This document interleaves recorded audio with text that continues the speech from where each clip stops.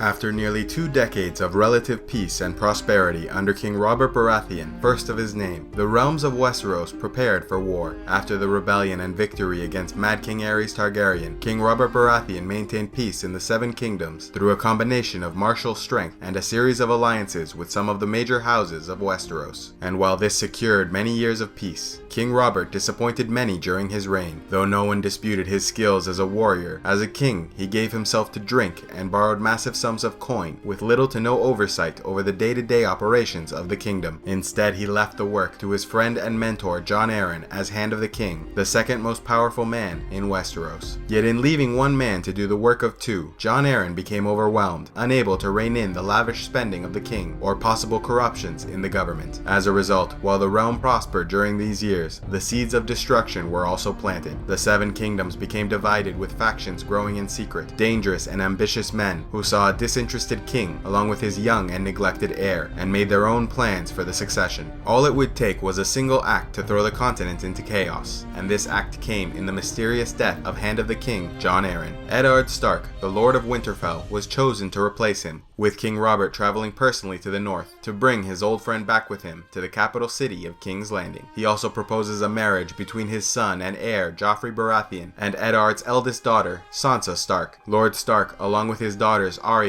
and Sansa, leave for the south, while his wife Catelyn and sons Robb, Bran, and Rickon remain behind in Winterfell, with Bran unconscious, recovering from a fall which occurred while climbing the towers of Winterfell. Jon Snow, Lord Stark's bastard son, with an unknown woman, left Winterfell as well, but headed in the opposite direction, north towards the Wall. As an illegitimate child, Jon had no real prospects for the future, and so decided to pledge his life and death to the Night's Watch, an order of men who guard the realms of men from threats in the far north, such as Wildling tribesmen, and if the stories are true, monsters, giants, and demon ice lords. Lord Stark settled into his role as Hand of the King with the goal of discovering the true cause of Jon Arryn's death, with Catelyn's sister Lysa Arryn, widow to the deceased Hand, having written a letter suggesting foul play and warning of the possible involvement of House Lannister. Through an investigation, he discovers what he believes to be the true cause of Jon Arryn's death: information. He learns that the children of King Robert and Queen Cersei Lannister are not truly of the Baratheon line. Instead, they are the bastard-born children of incest between the Queen and her brother, Jaime Lannister. Meanwhile, back in Winterfell, Bran remains in a coma. After a fire is started in the fortress as a distraction, an assassin makes an attempt on his life,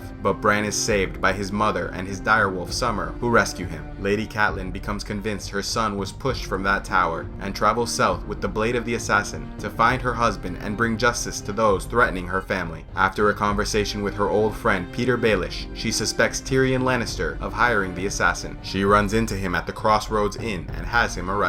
She takes him into custody and marches him to the Vale of Arryn, where he is to be tried by Catelyn's sister, Lysa Arryn. Yet Tyrion demands trial by combat and is saved by a sellsword named Bronn, who steps in on his behalf. Though Tyrion is freed, his arrest sends shockwaves throughout the kingdom, resulting in Jaime Lannister confronting Ned in the streets of King's Landing, injuring him, and then fleeing from the city. In response to this and the raiding of Riverland villages by Lannister troops, Lord Stark sends Beric Dondarrion and a small royal army to arrest the Lannister bannerman Gregor Clegane and bring Tywin Lannister to King's Landing to answer for the crimes of his men. With war now brewing, Ned goes to Cersei and warns her, stating he knows the truth and demanding she leave the capital with her children, lest they die in Robert's wrath. But she refuses to submit. To Lord Stark's surprise and disappointment, his friend, King Robert Baratheon, becomes gravely injured in a hunting expedition before he can learn the truth of his children. And so Lord Stark, unwilling to burden the king in his final moments, keeps the information to himself, instead arranging to take the Iron Throne by force after the king's death in the name of the rightful heir. Ned makes a deal with the Master of Coin, Petyr Baelish, and Janos Slynt, captain of the city guard, who both agree to support him. Upon the death of King Robert Baratheon, his son Joffrey is crowned king. Lord Stark, being a man of honor, refuses to kneel and announces that it is Stannis Baratheon, the eldest brother of Robert, who is the true heir to the throne. At this moment, Lord Stark is betrayed by Petyr Baelish and the city guard. Lord Stark's men are all killed and he is taken into custody. His eldest daughter Sansa, still betrothed to King Joffrey is held as a hostage, while his other daughter Arya manages to escape the Red Keep. Lord Varys, the Master of Whisperers, convinces Ned Stark to openly admit he lied about the king's parentage, and in return, the king would spare his daughters and allow him to avoid execution and join his son Jon at the Night's Watch. Lord Eddard agrees, but only to protect his loved ones. Lord Stark keeps his end of the bargain, but rather than receive mercy, King Joffrey demands he be beheaded. When Robb Stark, his eldest son, learns of his father's arrest, he calls the Bannermen of the North and marches his men south to rain destruction upon those who threaten his father. He proves himself an able commander and wins the respect of his men, so much that after the death of Lord Stark, they call for the North to be freed from the yoke of southern oppression and declare Robb Stark king in the north. Meanwhile, we learn that both brothers Stannis and Renly Baratheon are claiming the kingdom for themselves, 4 kings suddenly vying for control of the Iron Throne and independence. And to further complicate matters, summer will soon end and winter is coming.